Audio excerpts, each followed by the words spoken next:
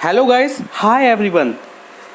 It's a very important class for those students who doesn't know the manners of English.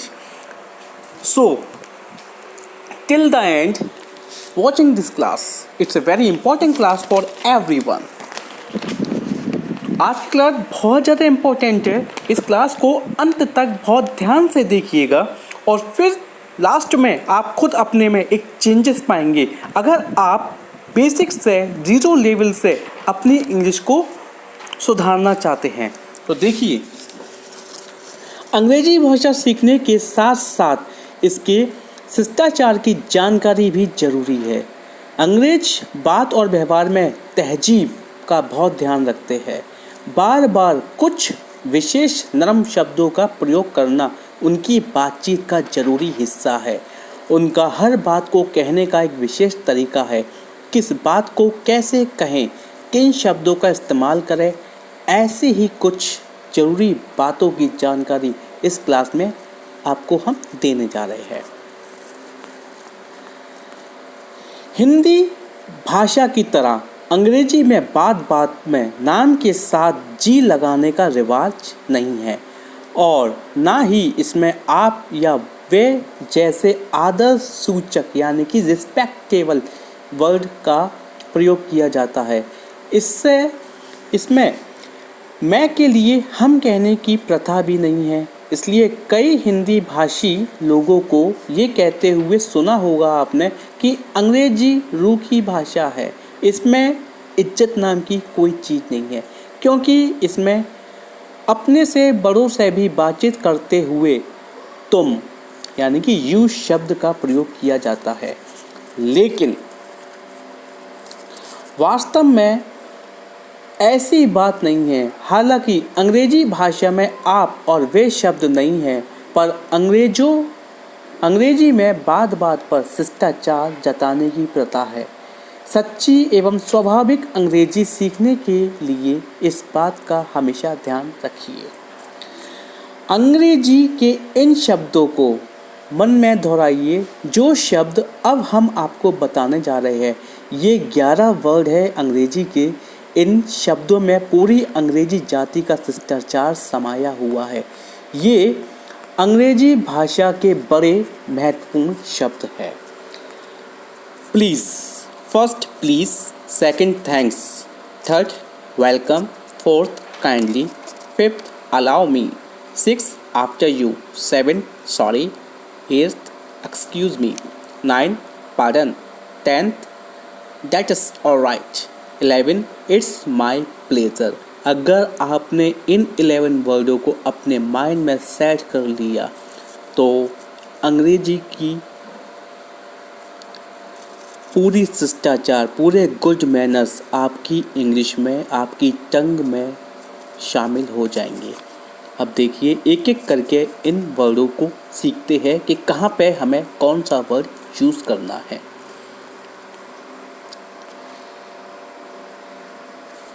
यदि आपको किसी से pen लेना हो या एक गिलास पानी मांगना हो अथवा किसी से समय पूछना हो या फिर किसी को उत्तर में हाँ कहना हो तो वाक्य में प्लीज़ शब्द का प्रयोग करना होगा।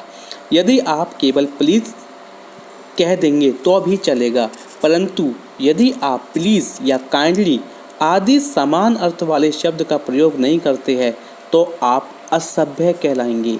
हिंदी में आप ऐसे भी कह सकते हैं, ज़रा अपना पेन देना, एक गिलास पानी देना, क्या वजह है, हाँ पी लूँगा।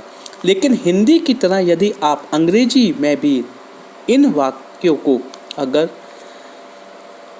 निम्न वाक्य बोलेंगे तो कोई भी अंग्रेज पहचान लेगा कि या तो आप असभ्य है या कोई विदेशी जो कि उनके शिष्टाचार से भली भांति परिचित नहीं है। जैसे give me your pen, give me a glass of water, what is the time, yes I will drink it, I will drink it. ये आपने उस लैंग्वेज में कहा जैसी इंग्लिश आपको आती है, लेकिन these sentence are totally wrong, क्योंकि इनके अंदर मैनर्स नहीं है।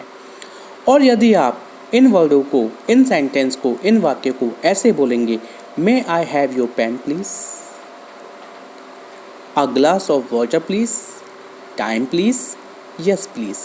अगर आप इन वर्डों को ऐसे बोलेंगे, इन सेंटेंस को ऐसे बोलेंगे, तो डेफिनेटली आपकी इंग्लिश में स्वतः ही 4 चांद लग जाएंगे और सामने वाला व्यक्ति पहचान जाएगा कि हाँ, ये कोई इंग्लिश का बहुत बड़ा ज्ञानी है, इसको इंग्लिश की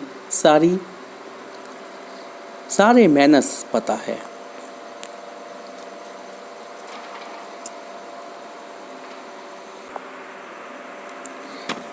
नंबर 2, यदि किसी व्यक्ति ने आपका मामूली सा भी कोई काम किया है, एग्जाम्पल के लिए, उदाहरण के लिए, आपने टाइम पूछा या मकान का पता पूछा और उसने बता दिया, आपने तनिक सी बात पूछी और उसने बता दी, तो उसे थैंक यू कहना ना भूलिए। हाँ, आप थैंक्स भी कह सकते हैं। यदि आप अधिक एहसान प्रकट करना चाहें तो कह सकते हैं मैनी थैंक्स टू यू, या फिर थैंक यू वेरी मच। कोई आपसे कुछ और लेने के लिए कहे और आप ना लेना चाहते हो तो आप हिंदी की तरह मत कहिए मैं और नहीं लेना चाहता। आप ऐसे नहीं बोलिए I don't want to take more, बल्कि शॉर्ट में कहिए नो थैंक्स। नंबर 3 पॉइंट, आपने किसी का कोई छोटा सा काम किया और बदले में उसने आपको कहा थैंक यू, तो अंग्रेजी में बात यहीं पर ख़त्म नहीं हो जाती। यदि आप थैंक्स सुनकर चुप रह जाएंगे तो आप असभ्य या घमंडी कहलाएंगे। इस पर आपको कहना पड़ेगा इट्स ऑल राइट, सब ठीक है, नो मेंशन, कोई बात नहीं, इट्स फाइन, सब ठीक है, माई प्लेजर, इसमें मेरी खुशी है, वेलकम या फिर योर वेलकम, ऐसी तकलीफ फिर दे। इनमें से कोई भी सेंटेंस एक आप थैंक्स के रिप्लाई में दे सकते हैं। नंबर 4,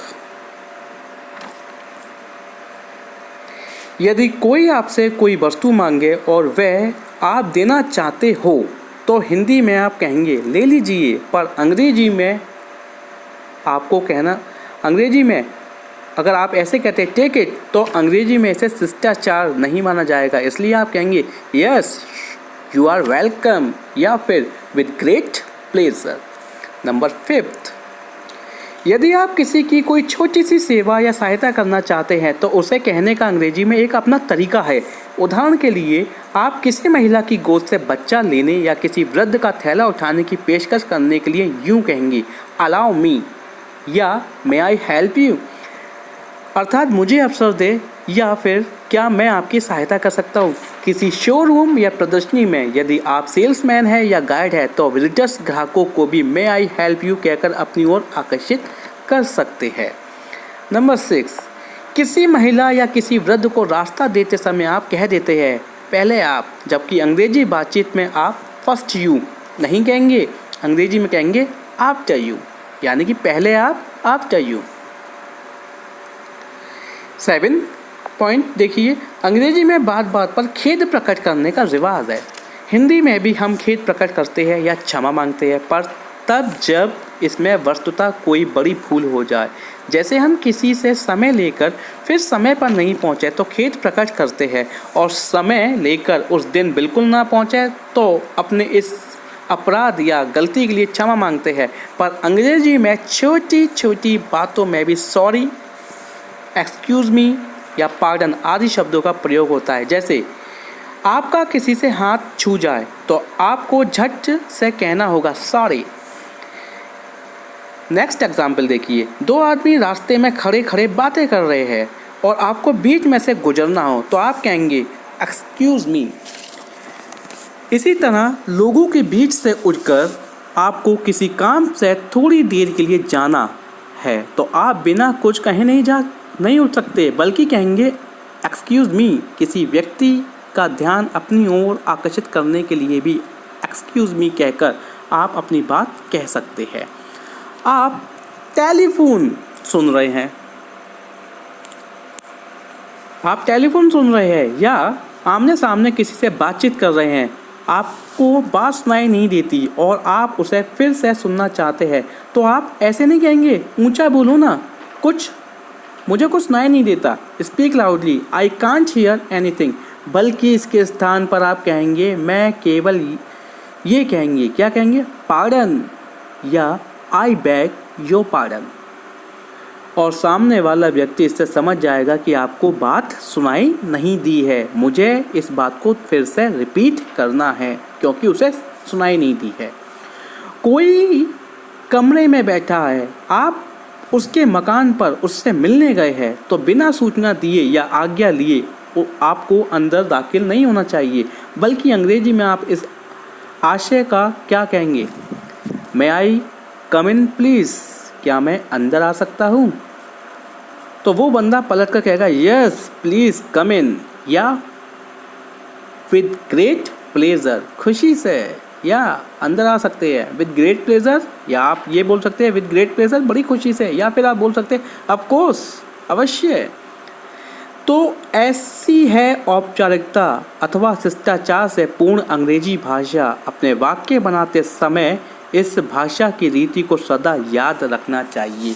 ये वो इम्पोर्टेंट काम की चीज़ें हैं जिनका सामान्य ज्ञान होता तो है, लेकिन हम वक्त पर इसका प्रयोग नहीं करते।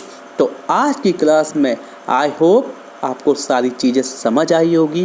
क्लास पसंद आए तो लाइक शेयर एंड सब्सक्राइब ज़रूर कीजिएगा। और जितनी भी हमारी क्लासें हो चुकी है, फर्स्ट टू 8th क्लास पूरी कंप्लीट हो गई है, तो आप अपनी जितना भी आपको होमवर्क इस क्लास के माध्यम से दिया जाता है आप कीजिएगा प्रैक्टिस। और कोई चीज़ समझ में नहीं आए तो आप कमेंट के थ्रू हमसे पूछ सकते हैं। Okay guys, take care, bye bye.